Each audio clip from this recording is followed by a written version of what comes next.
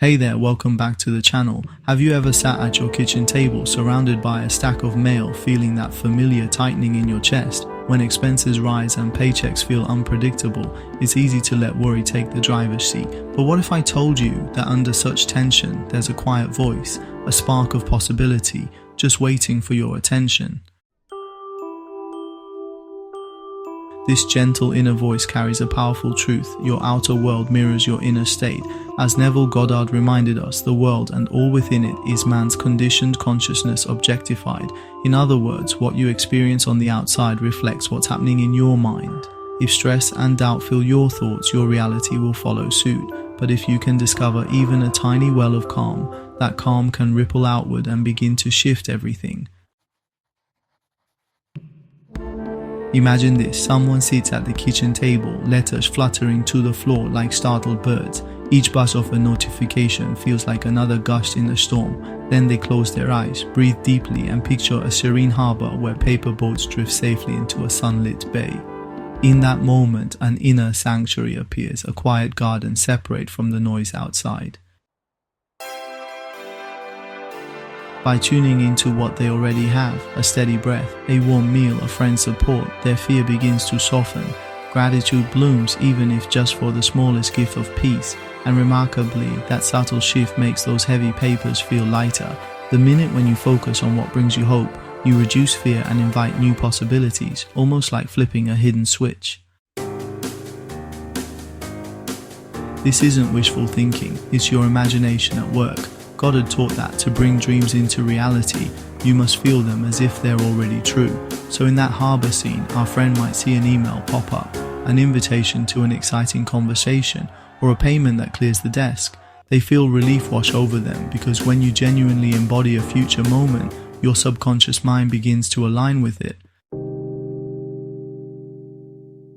Now let's talk about another all too common struggle. Who am I if not my role? When your position changes, whether by choice or circumstance, it's easy to feel like a blank slate. Many of us tie our identity so closely to our titles and tasks, but your true value has always existed beyond any label. Picture our hero deciding to rekindle an old passion, maybe painting, tutoring, or lending a hand in the neighborhood. At first they might mumble, "I used to lead projects," but soon they discover the same qualities, curiosity, kindness, creativity, that made them shine before also light up these new endeavors. Each small act reminds them, "I still matter." By the end, they look in the mirror and say with a quiet smile, "I'm an innovative thinker and a compassionate friend," instead of linking themselves to any single job. This moment of rediscovery is what some call a redemptive awakening, realizing you have always been more than a title.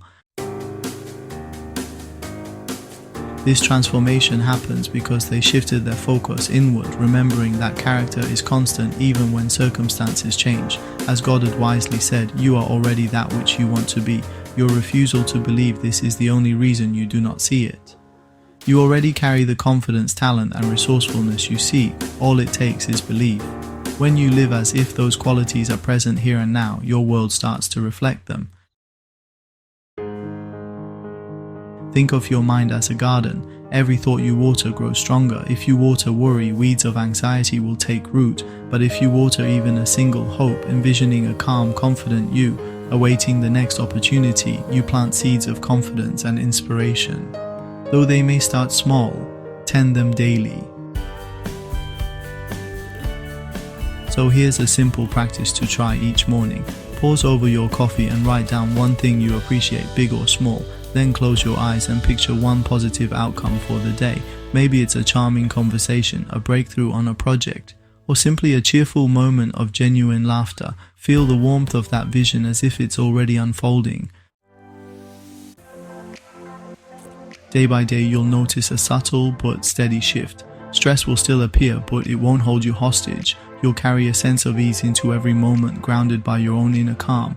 You'll begin to affirm, "I am capable, I am creative, I am enough," not because of any external title, but because you own these truths. Remember, true confidence is cultivated from within. It doesn't arrive fully formed overnight. It grows through small acts of belief. The world may feel challenging right now, but here's the hopeful truth. You have the power to change how you experience it. The same imagination that conjures fear can imagine solutions. Close your eyes, breathe, and see yourself living in abundance, with work that fulfills you, connections that uplift you, and moments of pure contentment. Feel the gratitude for simply being here, safe and alive. Just as night gives way to dawn, our most difficult times can herald new hope. Each gentle breath, each kind thought you offer yourself is a step toward light. You're not defined by circumstances, but by how you rise.